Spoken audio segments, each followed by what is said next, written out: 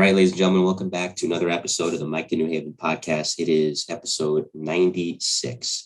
By the time you'll be listening to this, you'll have seen episode 95, and that was a continuation of the miniseries, The Best of the Bravest Interviews with the FDNY's Elite.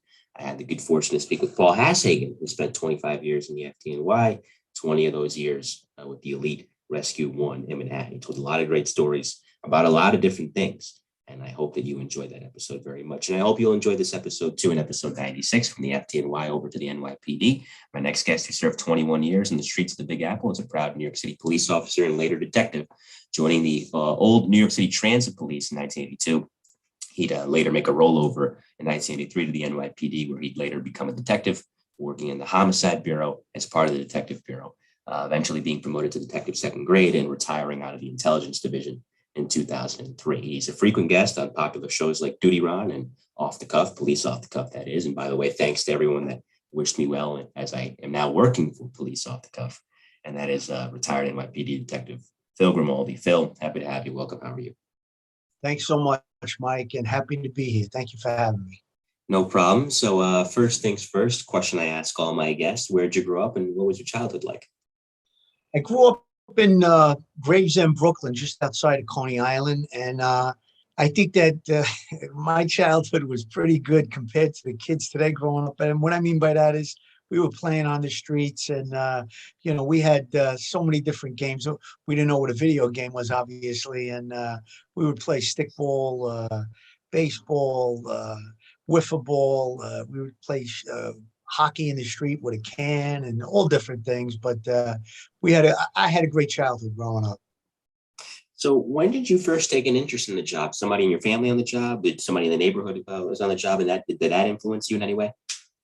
Yes, exactly. I have an uncle, Frank Tomasino, that was a patrolman in the NYPD from the early 60s when he came out of the Army. And he was always like the talk of the family with his stories, because my mother's side of the family, that was my mother's brother.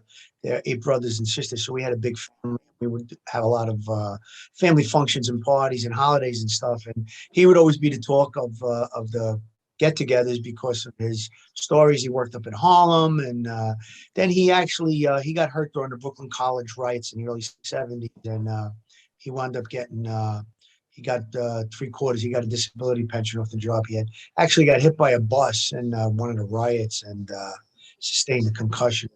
But when he used to come around, we would look at his gun and stuff. He would unload it and let us hold it and stuff like that. So he was a big influence. That, and believe it or not, there was a movie called The French Connection. I always defer to that because it was an Academy Award movie, and it was about New York City detectives that got involved in this big heroin investigation. And a lot of people probably saw the movie. Those of you that didn't, I would suggest seeing it. It's a great movie, but it was actually filmed in my neighborhood. Large parts of it, the car chase. It's known for that big Steve McQueen type car chase where he commandeers a car, a guy shoots at him, and the guy jumps up onto the subway and gets into the train and gets away, and he runs downstairs. It's the elevated train line.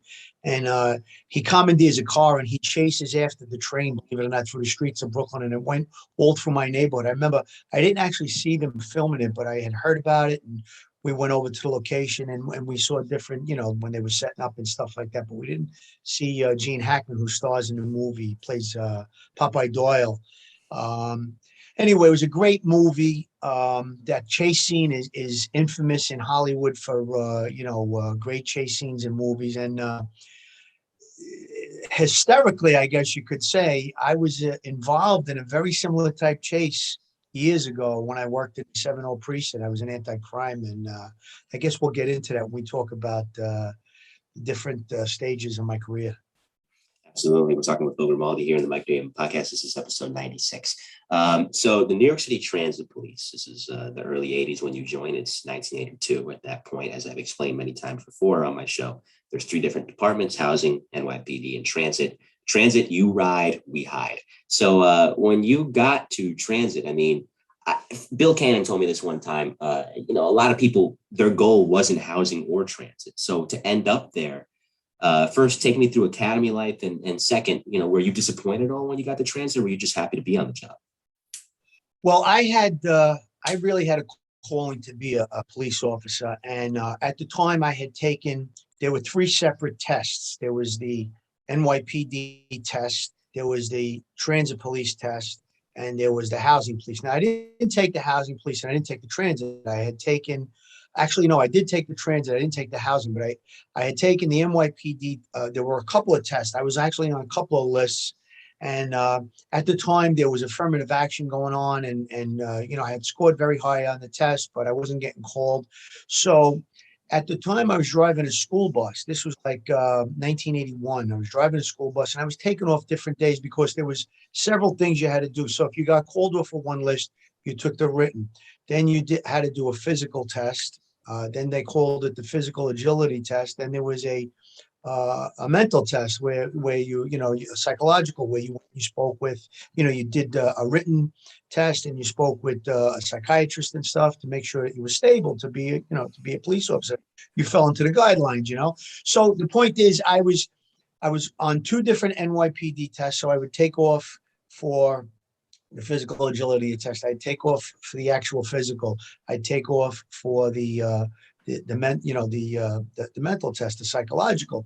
So I was taking off so many days, and I was getting ready. I had an investigator. I was ready to be called to the NYPD, and I called up to change the date. It was now I got hired in January '82. This was like October, and the date was coming up to go for this last part of the screening.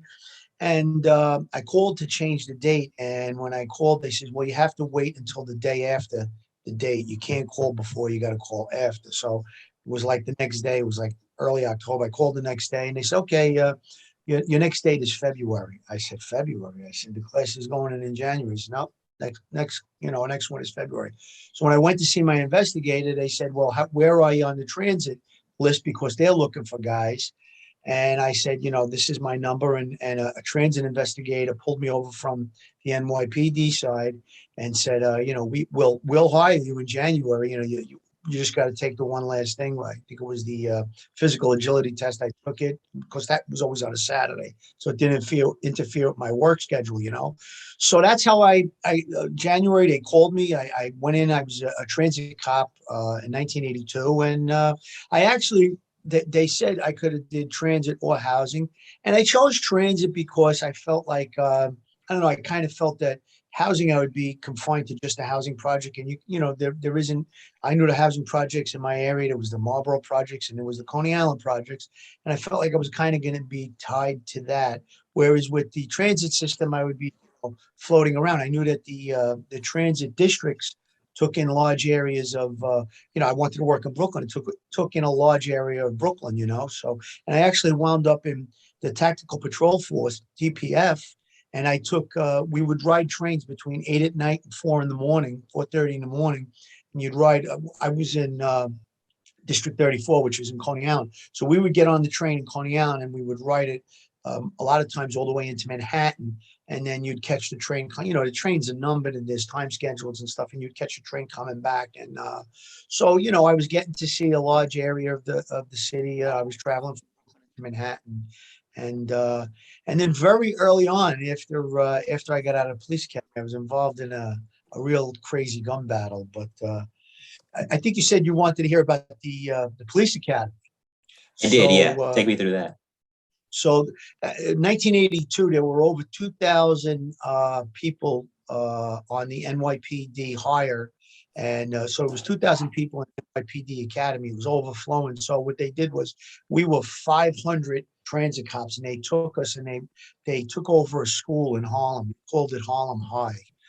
It was on 155th Street and 8th Avenue. It was actually it was a grade school. So there were no showers, there was no swimming pool, and we were kind of cramped in there. But we did our 5.5 months police academy training in that school. And it's funny because we would muster out in the schoolyard at 7 o'clock in the morning. And there was a bridge that would cross over from Harlem into the Bronx. It was a walking path. It wasn't a real bridge like with cars and stuff, and people would walk over. So we'd be out there mustering, and the local scouts from the neighborhood would throw rocks at us and stuff. So they'd actually, by the time they'd send somebody up there, the guys would be gone because, you'd have to walk out of the building and, up onto these big staircase and get up onto the bridge. So they actually would post 2 cops up there when we would be mustering in the morning. Whenever we were out in the yard doing any physical activity or mustering, they'd have to send guys up there to make sure nobody was throwing stuff down at us. They would break into our cars. It was a crazy time, but it was actually a lot of fun. I enjoyed the police academy, believe it or not.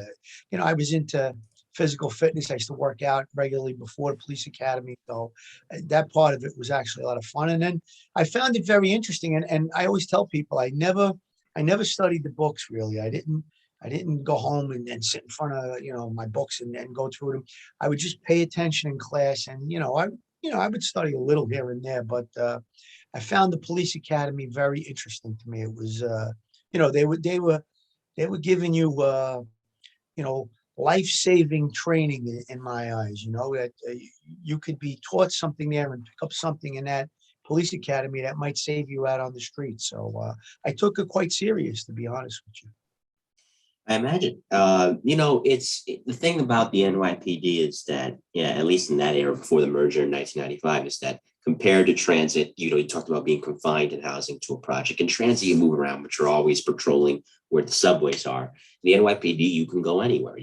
Everybody starts in patrol, but if you want to go to, ESU, you go to ESU. If you want to go to the anti-money laundering division, like I had a lieutenant on a few episodes ago that did that for a while, you can do that. I interview a lot of bomb squad guys, as the listeners know. You can go do that. You can do anything. So when you made the decision to roll over to the NYPD in 1983, was that the reason why, the ability to really advance your career? Yeah, that's kind of it exactly. I actually was doing very well in the transit police. The bosses liked me. I was on the active side, and I got to say, I worked with a great group of people from the police academy to District 34. There was some real superstars came out of that class and real great people. I could think of one guy offhand, Jimmy Nusiforo, who's now an executive producer for Blue Bloods. I worked with another guy, Richie Duran, who was a lieutenant, retired as a lieutenant in the NYPD, and a few other guys. I mean, we had some really good people.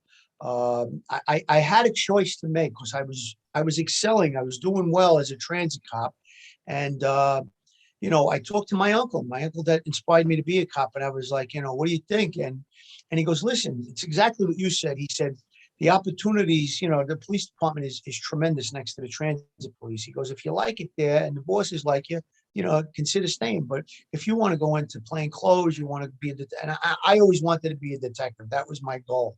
I watched that movie, The French Connection. Popeye Doyle was a detective, and I wanted to be a detective. And I was really, I was really taken by that. So, and listen, they had a detective bureau within the transit police, but again, you were limited to transit cases and stuff like that. So I basically made the decision to roll over. I was being called by the investigators, and I wound up leaving almost a year to the day. I got hired January 29th, 1982 on transit, and January 3rd, 83 is when I rolled over.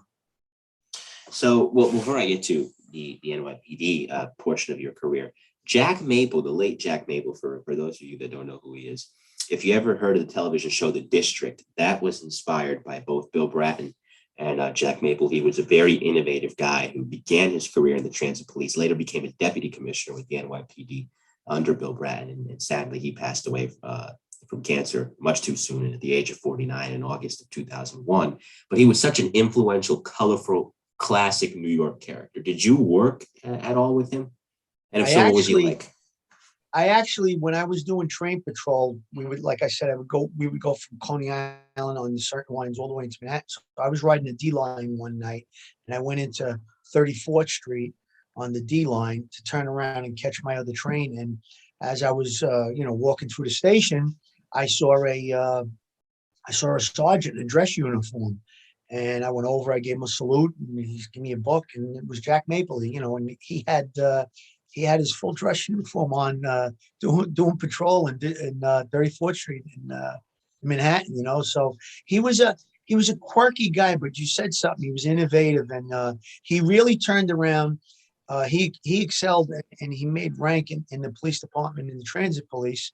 And they really, between him and Bratton, they turned that police department around. They changed the uniforms as soon as Bratton got in. They adapted 9mm, which all the bad guys were carrying automatics, and the cops were, carrying 38s. And when they adapted the 9mm, it was like they put them into the next century, so to speak. And so they had new uniforms. They had the 9mm, and then eventually, over time, Bratton became the PC, the police commissioner of the NYPD, and he brought over Maple, brought over a few of the other bosses when the merge took place, and they they implemented a lot of their innovative techniques into the NYPD, and they brought the NYPD. I can remember going to the range, and there was talk about automatics, and the range guys were like, NYPD will never have automatics. Never going to happen. Never going to happen. A few years later, I was carrying an automatic. So, there's that old saying, never say never.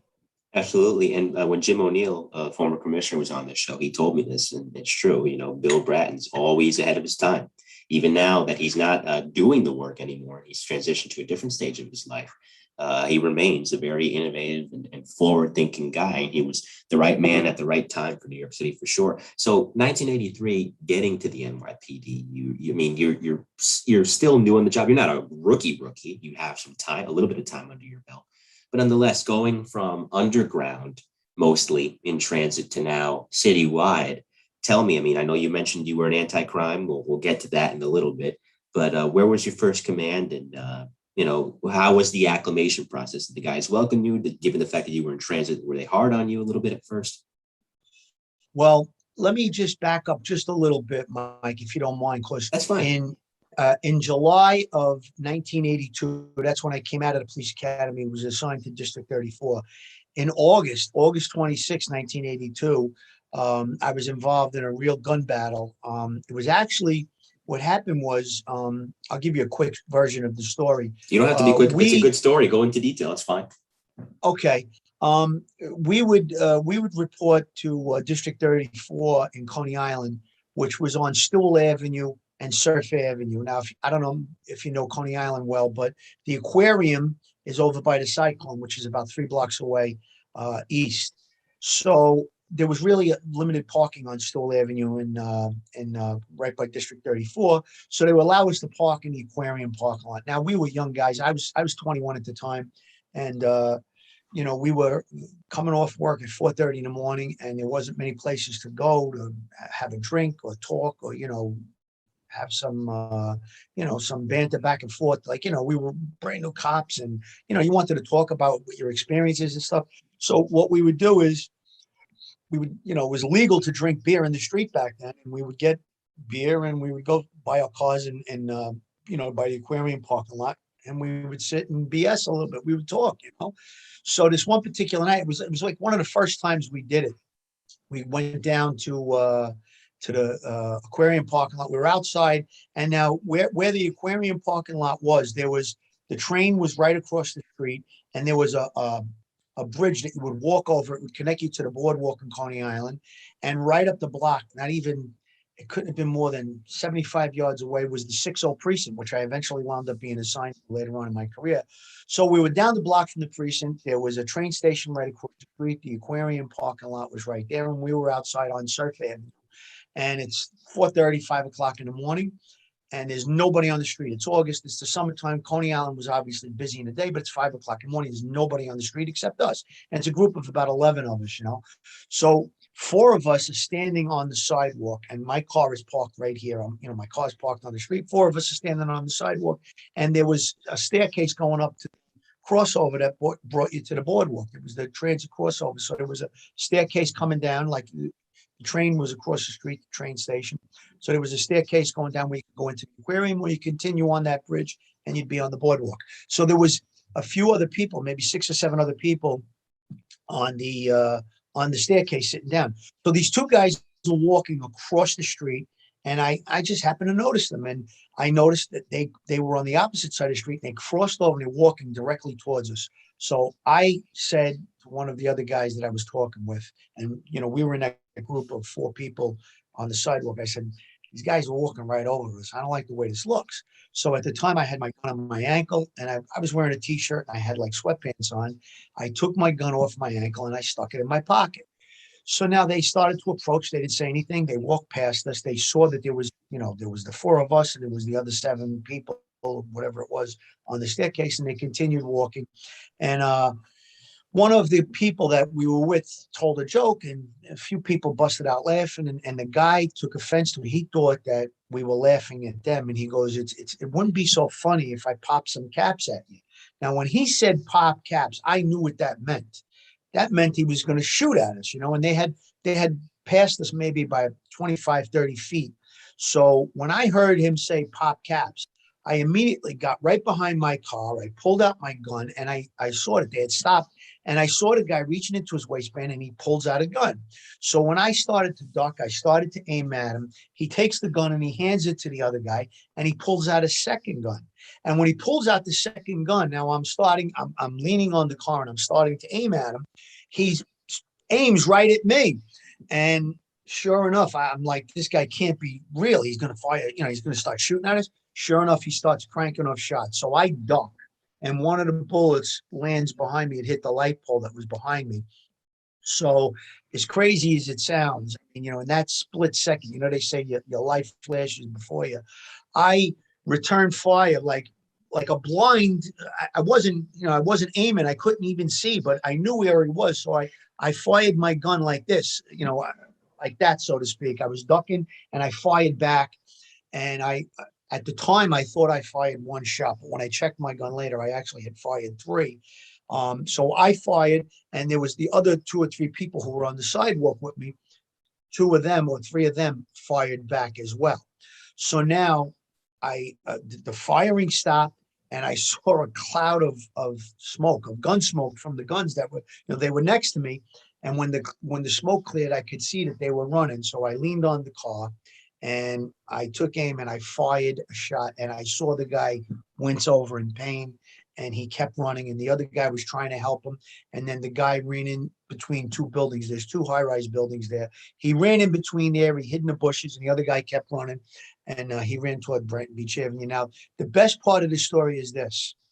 There's a cop up on the subway that's doing a late tour, and he's smoking a cigarette. He went out of the station. He's on the staircase, and he's watching the whole thing.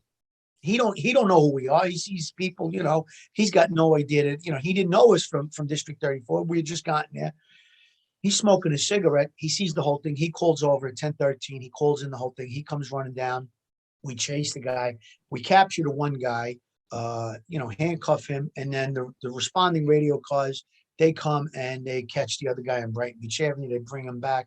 They do a show up, and both of them are arrested. But it was a funny thing, because the guy's name, the main guy, the guy that was really started firing us, his name was Willie Witherspoon, and his partner was Eugene Huff.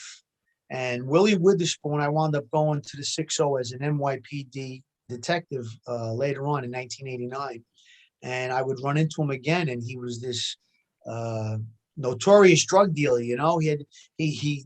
That shooting didn't stop him in his life of crime. As a matter of fact, when they rolled him into Coney Island Hospital, the night that we had the shooting, the nurse said, "Well, this is the guy that robbed me a couple of weeks ago." So he was identified in that robbery, and he went on to become a notorious drug dealer. And later in '89, he had gotten shot a few times, and he was like a cat with 9 lives. And then he was in a real serious car accident. He was paralyzed from the waist down, and I drove by. I saw him in a wheelchair, and he was giving me the finger and stuff. And but because he knew me, but then he wound up getting up out of the wheelchair, and he was like a cat with 9 lives. But I don't know. I lost track of him. I don't know if he's still around. But crazy stuff. So we actually got the combat cross for that shootout, and then I rolled over to the NYPD in 1982, as I said earlier. So from there, I went into. They put us in a neighborhood stabilization unit, which was like a training unit. And I was in the 7-1 precinct, Crown Heights. So I went from, I think that 6 months of being in the transit police, I made a few good collars, and, you're working alone. I fought with people and stuff like that. And you kind of had to make do. The radios were terrible back in those days. The transit radios barely worked. And if you did get through, They couldn't understand you. It was real terrible. So you were kind of on your own. So now rolling over to the NYPD, here I am, like a brand new rookie, but I had this experience as a transit cop. So it was quite helpful. And I think, it made me a little bit salty, so to speak, that I was able to handle myself in the street. I went into the 7-1 back then. I mean, anti-crime in the 7-1 precinct in 1983, all of a sudden you'd hear, oh, anti-crime, we got a car stop on Empire Boulevard, wherever. And next thing you know, Central, we're taking 3 to the house with 5 guns recovered. I mean, there was guns in Crown Heights like crazy back then, so shootings, murders. I mean, the place was on fire, so I got a really good education there. And then I went to the 7-0 precinct after a few months. June of 83, I was assigned to the 7-0 precinct. And it was kind of a sleeper precinct. It wasn't that busy, but then January 1984, co-terminality went into effect, and they changed the boundaries. Now we went from like a C house, which there's an A, B, and C house that based on crime statistics. An A house is more violent, and the C house is kind of a sleeper. We went from a C house to an A house, so that's where I cut my teeth. I spent a lot of time there, and I went from patrol, I went into conditions, and from conditions I went into anti-crime. And in an anti-crime in 1986, I was involved in another shooting. It was October 2nd, 1986.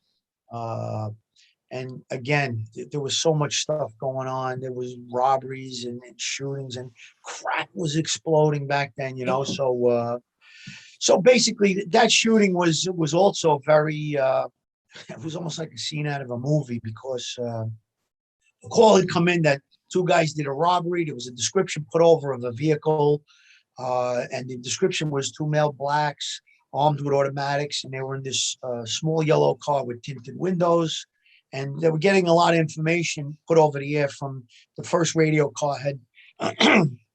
It had come over as a 911 call, but the radio car had it as a pickup as well. So simultaneously, the guy called the police, and the radio car, he flagged them down, and they started getting the information over pretty quickly.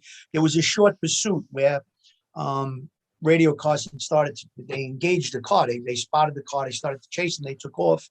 So it was a short pursuit. So me and my partner, and we had a female police officer from another team, but she had did a tour change, so she was working with us. It was me and my partner. So it was 3 of us in an unmarked car in plain clothes. And it was a little bit rainy that night. So the sergeant called off the pursuit. So the pursuit started. It was kind of brief. Central, we got the car spotted. They started chasing. The sergeant said, it's bad weather. Call it off. So they called off the pursuit. But we had driven to the area. Now, the boundaries of the 7-0, Coney Island Avenue to Ocean Avenue, let's say, in Cotillia Road. So that's just a little area of the precinct, but we were traveling eastbound on Cotillia Road, because the last sighting of the car was like Ocean Avenue and like somewhere around near Cotillia. So we're driving east, and we don't have the lights on or anything. We're in an unmarked car, and all of a sudden there's a car coming toward me, and they spotted, the radio cars, the unmarked cars back then, you could spot them pretty easily. They saw that we were, that it was us, that we were cops, and he tried to ram us. So I swerve out of the way. And now, I flip a U-turn and I start to chase them. And we put over there Central. They try to crash into us.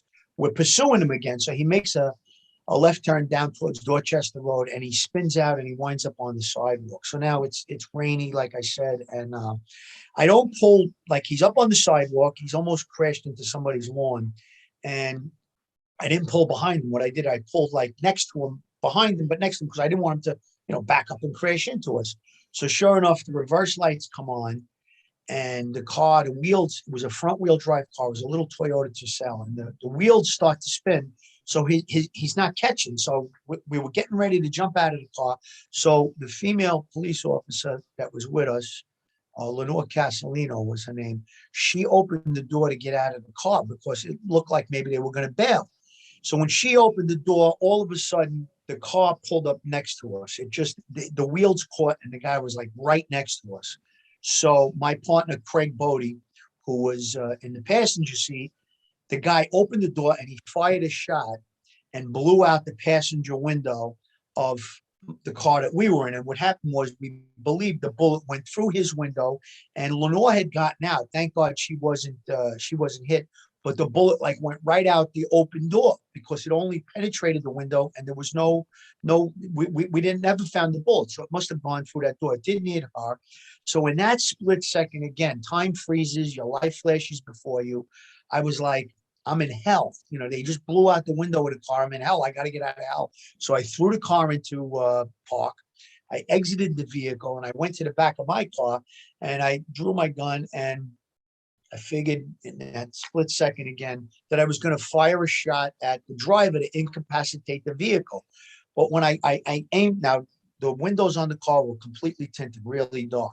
So when I aimed at I aimed at the driver's side and I fired my first shot. Now, I knew that they were armed with automatics. At the time, I was carrying a 6-shot revolver and I had a second gun on me, but I wanted to really count my rounds. That was the training. That was the mental thought, because these guys had automatics. I mean, they only fired one shot at us at that point. But if they opened up on us, I wanted to really, count my rounds, and I wanted to be conservative with them. That if I had if the guy got out of the car shooting, I wanted to be able to take him out. So I fired the first shot. When I fired the first shot, I saw this much of the window blew out, the tint, and I could see into the car. And because of the angle of the car, I hit the passenger in the back because he went down. I saw him wince down. So now the car takes off down the street, and when the car takes off, I wasn't sure if my partner was hit. This is all happening in seconds. This is a total of 2 to 3 seconds. This all happened in. So now I go to my partner and are you hit? Are you hit? And I saw that Lenore was out of the car. She wasn't hit. She was, she was walking. I'm like, Craig, are you hit? Are you hit? He's like, I don't know. So now a radio car pulls up, and that next radio car, I said, get him, and they started to drive away. So here's where it gets like a motion picture. So the car is driving down the block, and this other radio car starts to go after. It was Mike Keenan, and I can't think of his partner. Mike Keenan became an ESU guy. He wound up getting shot about 5 years ago in a big shootout, and thank God he survived. He's okay. But it was Mike Keenan, and I can't think of his partner's name. Oh God, and I'm friends with her on Facebook. Anyway, they start to go after the car, and the car is about halfway down the block. And the driver jumps out of the car and runs into the backyards while the car is moving, okay? And the passenger who shot is trying to steer the car from the passenger side. He's shot in the back, and he's trying to steer the car, and the car goes up onto the sidewalk. And Mike and his partner wind up catching him. The next radio car that pulls up, we get my partner out of the car, and I'm going, are you hit? Are you hit? I'm like, I don't know. And I'm like, Craig, are you hit? He's like, I don't know. And he was covered in glass. They said, get in the car. They throw us into the radio car, the two of us, and they start taking us to the hospital. So now we start, you start feeling yourself, feeling for blood. So like I said, it was raining a little bit. I'm like, are you hit, Craig? No, I don't think so. And I'm like, I'm feeling myself. Now, when I got out of the car, I twisted my back, and because I got out of this car so quick, I threw it into park and I got out so quick. So my back started to hurt, and I went like this with my hand to feel my back, and I felt wet. I said, oh my God, Craig, I think I'm hit. And I turned, and he actually started to laugh. He's like, it's raining out, it's water. You're okay.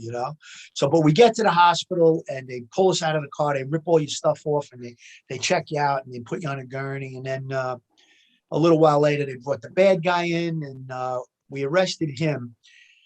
And we never got, the detectives took the case. They never got the second guy. But now that's 1986. That's October 2nd, 86. In 1988, I had gone from anti-crime. I was in the robbery identification program, the RIP unit of the 70 precinct. So I was in an investigative track. It's a Saturday night I'll never forget. I'm watching America's Most Wanted on the TV as I'm doing my paperwork. And they profiling Baltimore, Maryland, these drug dealers. They killed 6 people. It was 3 drug dealers and their 3 girlfriends. They executed them all, and they robbed their drugs and whatever. And they're looking for one guy, and they throw his picture up. And I'm saying, damn, this guy looks familiar now, because we knew who the guy was, but they never arrested him. The driver that took off and ran into the backyards, So they throw up his name, and I'm saying, even the name sounds familiar. And then it hits me. This is the guy that was driving the car. So I go into the squad next door. Now, in the 70 precinct, we had the detective squad and the robbery squad. in the same office, but separated by a wall. So I run into the squad, and the detective who caught the case, Bobby Burns and Mike Gaynor were the two detectives. So Bobby Burns was working, and I said, Bobby, I said, you got the case folder from that shooting? Me and Craig were in. Yeah, what? I said, can you pull it out? I said, I think the guy's on it. America's Most Wanted, you know? So he pulls it out. Sure enough, it's the guy. So they profile the whole story. The story was these Jamaican drug dealers, were doing their thing out in Baltimore, Maryland. He must have split from New York after the shootout. He knew he was wanted. He was doing his thing down there, and they wound up killing 6 people. So they threw his picture up. The next night, somebody called in. He was arrested in Crown Heights in the 7-1, where the original robbery had taken place from our shootout. He was back in that area. They got him. They took him. They sent him to Baltimore, Maryland, and he got like 6 life terms. So we never actually tried him on the case for the shooting with me and Craig in Lenore. I should have mentioned that Phil Grimaldi, prior to coming on to the NYPD, had a starring role in Gunfight at the OK Corral. But this really is like a motion picture. And I mean, 6 life sentences. I think that pretty much covers what he tried to do to you guys. But it goes to show. I mean, I was having this conversation with a friend of mine last night off the air, a fellow retired member of the service.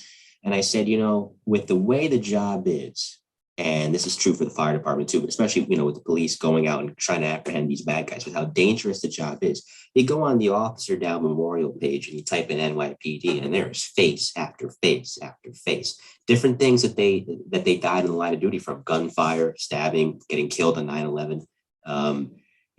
But it goes to show that in the blink of an eye, if you stand here or if the bullet goes here, you could easily be a face up there. And, I know that it doesn't really dawn on guys until after they retire. But, when you're in the thick of it like that, and, you experience something to that degree, afterwards, what's the come down like? Just trying to get back into a good mental state and then trying to get back into the flow of work. Well, I'll give you a good, for instance, on that shooting. The day of that shooting, that was a Sunday night, October 2nd, 1986. When I came into work, I was doing a 6 to 2, which was 5:30 p.m. to 2 a.m. That's what the tours that we did in anti-crime. You do 1 week, 5:30 p.m. to 2 a.m., and you do the next week, 9:30 a.m. to 6 p.m. So that day I came in, they had this it was really a nice thing. A nurse would come around to the precinct. She would take your blood pressure and your cholesterol and stuff like that. So it just so happened that day. Now, back in 1986, I was working out. I was running. I was in pretty good shape. I always was into weights and stuff. So she does my blood pressure. My blood pressure was like 110/68, and whatever my cholesterol was. When I got to the hospital, they did my blood pressure. My blood pressure was like 140/97, something like that. It was like real high, And then over time, like that was one of the things they said, even though, you're not shot or anything, we're going to keep you here for a little while, make sure. And then over time, within 45 minutes or so, the blood pressure came down to normal again. So that gives you an idea between the time that the shootout happened. It all happened in 2 or 3 seconds, like I said. So it's everything is instant.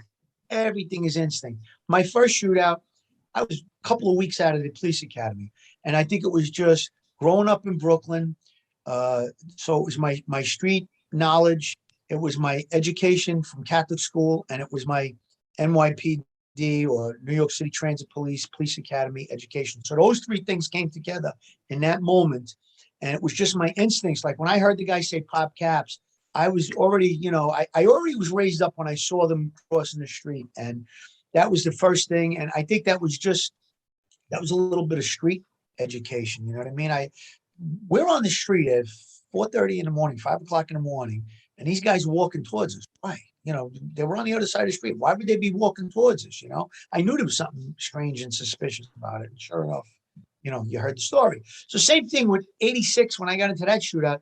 It was all instinctual. It was all like, listen, they don't put you through the police academy and make you do things repetitiously for no reason. When you're on the range and you're firing your gun, they make you shoot it so many different ways. Fire 2, fire 3. They make you count your rounds. All of this training, I'm telling you, it kicked in. It was really routine, I mean, my experiences leading up to that obviously played a factor in it too. But you know, in that quick couple of seconds, it was a super adrenaline rush. And then when you come down, like while you're doing it, you don't have time to be nervous or scared. You know, for me anyhow, a lot of times the scared would be turned into positive energy, so to speak. I would be scared afterwards, you know, when you thought about it, when you think about it, wow, you know, I almost got killed tonight, you know, then you'd get a little concerned or scared or whatever. But in the moment, I don't know, I guess there's a certain, you know, personality characteristics of police officers that they can handle that and you know the adrenaline flow. So, but the coming down off of it, it was you know like they talk about post traumatic stress disorder and all of that. I think over time, any active cop, you do 20 years in the police department, NYPD, wherever. If you're active, you're gonna have PTS, and it's just from seeing things. I mean, there's a statistic that says that the average person will not see a dead body during the course of their life, other than at a wake or a funeral.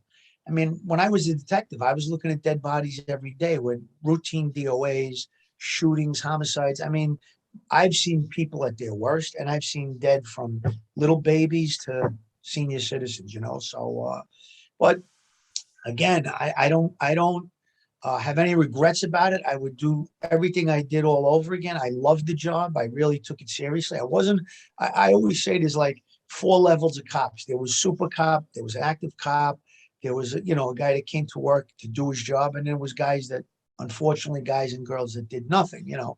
And I don't think I was a super cop, but I considered myself an active cop. I try to, you know, I was never afraid of making a collar, you know, get stuck, you got stuck. And I always explained it to my family that, you know, when I go to work, I might not be coming home tonight for, you know, for certain reasons. If I get involved in something, make a call or whatever, you know. So, but I always took it very seriously and I love the job.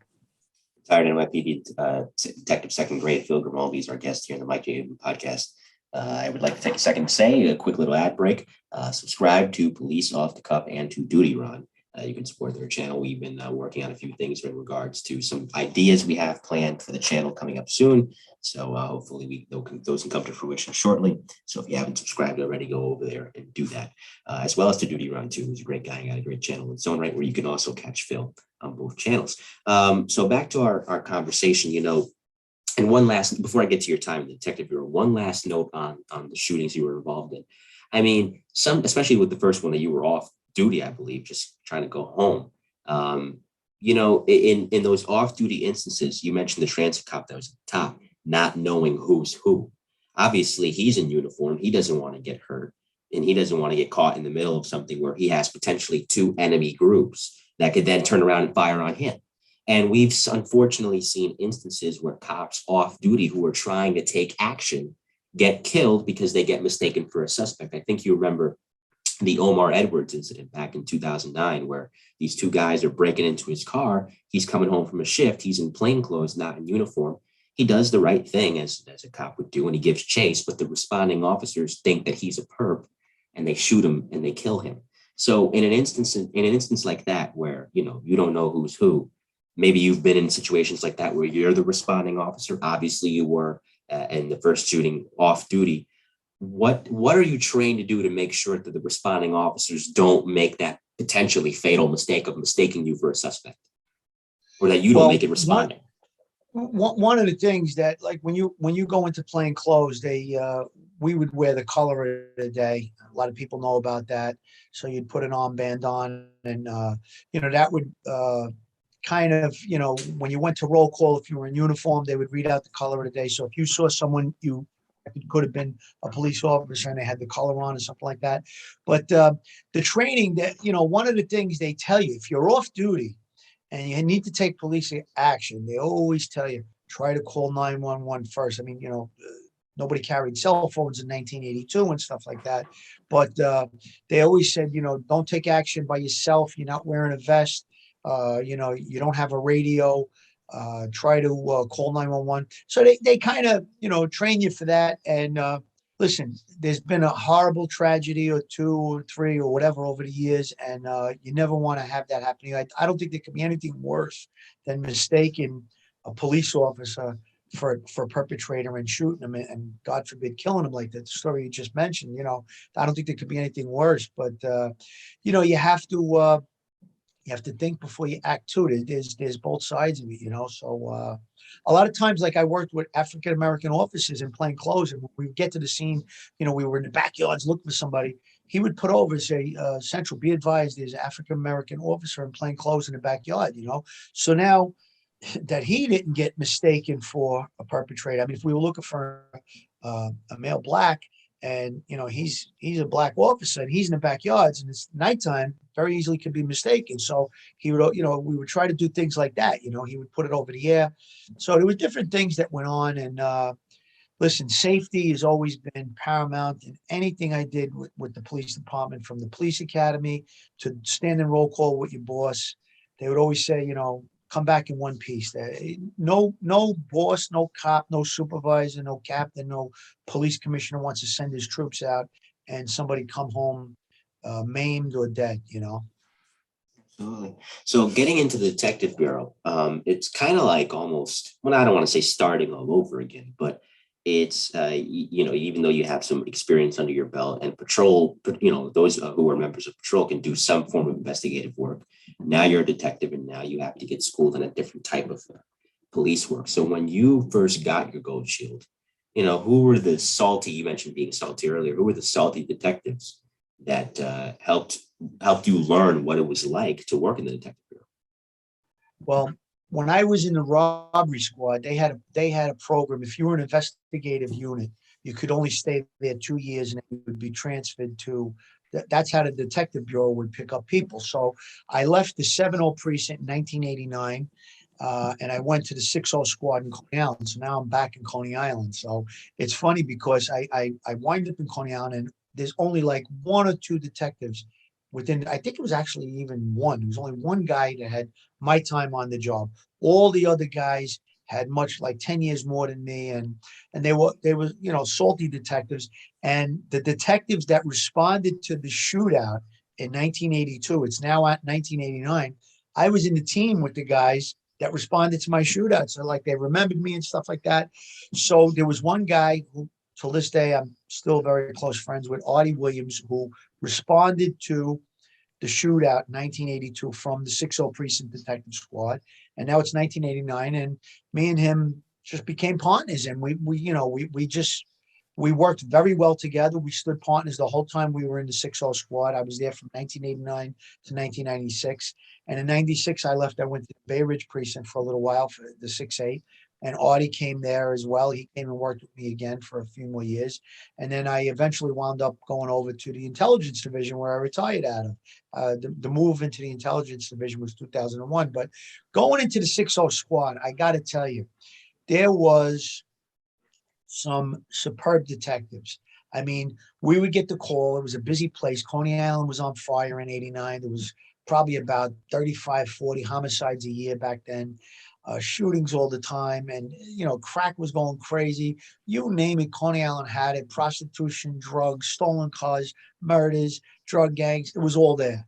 So we would go out to the scene. We'd get called out, a shooting or homicide, whatever, and it was like just such a great group of people. Everybody knew what they had to do. So we would get there and we would start, who would start doing a canvas, who would be talking to a witness, who would be calling crime scene and, taking pictures and all the different things that have to happen when an investigation starts. And one of the other things that we had in Coney Island, I would be remiss if I didn't mention this, we had housing projects, and the housing police had their own detective bureau. They had their own police force and their own detective bureau. This is pre-merge. And I got to tell you, when I caught a case, a homicide in the projects, they would send, I would call it an army, but they would send 10 guys down, 8 or 10 guys. They'd send their major case, the PSA police service area in Coney Island was PSA 1. So they would have their own squad detectives.